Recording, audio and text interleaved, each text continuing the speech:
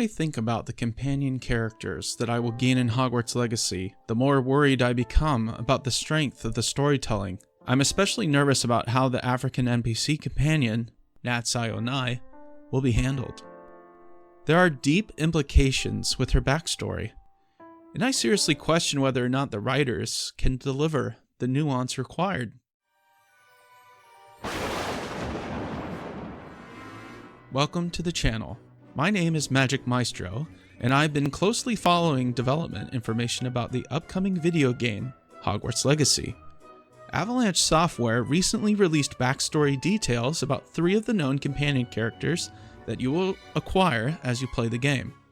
One such companion, Natsai Onai, is a member of Gryffindor House. Natsai is not British, she's actually a transfer student from Africa. Before Hogwarts, she attended Wagadu, reportedly the largest wizarding school in Africa. Wagadu students don't receive a letter via OWL when they are accepted. Instead, they're admitted via Dream Messenger and wake up with an inscribed stone in their hand. Natsai Onai grew up in Matabeleland, a former British colony, which is now a region in southwestern Zimbabwe. And this here is where I start to have questions. The game takes place in 1890.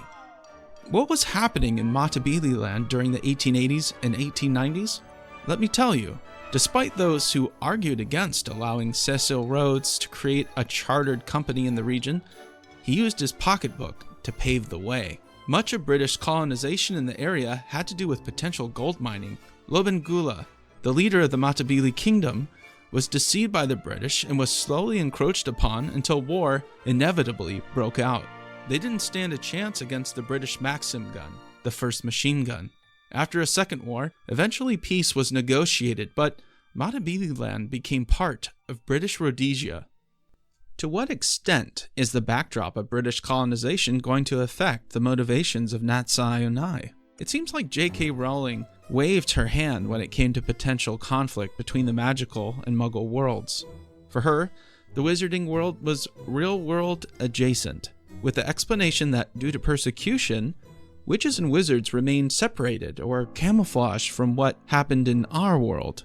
Though she didn't have a hand in the story of this game, to what extent have the writers taken her approach to dealing with Muggle historical timelines? In the game, Natsai Onai's mother is the Hogwarts divination teacher. Divination is the use of magic to foresee the future. Was she a former professor at Wagadu? Did she leave Matabeleland because of the future conflict with British colonizers? There are a number of complications and questions that pop up when we start to look more critically at the intersection of our two worlds. So that leads me to ask the question, how can Avalanche possibly make the story land right? How much of African history will they incorporate or ignore in the telling of this story? Making Natsai Onai's character African has additional implications. Will Natsai Onai use a wand in the game? According to J.K. Rowling, African witches and wizards didn't use wands until around 1900, and instead used hand gestures and finger pointing, adopting the wand out of convenience. I'm not sure why it was so important to remove the use of wands in Africa. If you can use magic without wands, then what's the point of using them at all? House elves don't use wands, and neither do any of the other magical creatures. And if all of Book 7 wasn't nearly 200,000 words about whose wand is it anyway, then we could just ignore the use of wands completely. Rowling states that African magic users were feared because of their adept use of magic without wands, because it gave them deniability when questioned about the misuse of magic. I was only waving. I never meant his chin to fall off. I'm not sure if this writing from her has aged particularly well. She wrote that King Bade, a student of Wagadu, succeeded Albus Dumbledore as the supreme mugwump of the International Confederation of Wizards. This kind of comes across like tokenism, or the mere appearance of diversity. It would have been better if she had allowed writers from other countries to contribute to the crafting of the extended wizarding world, and to provide their own adaptations. Gamers are quick to call out real or perceived tokenism and social justice activism in their video games. It's hard for gamers to swallow a pill that many development companies won't take themselves. No one can deny the inequality in video game development. People want to be represented in the stories they play, but they don't want to be a checkmark on a video game developer's checklist either.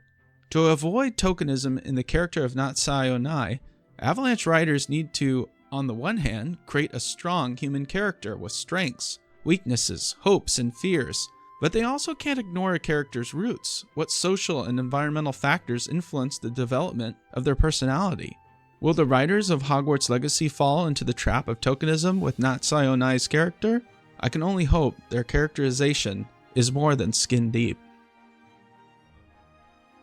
Thank you for joining me. If you like this video, please give it a like and subscribe to the channel. Thanks and have a magical day. Wizard out.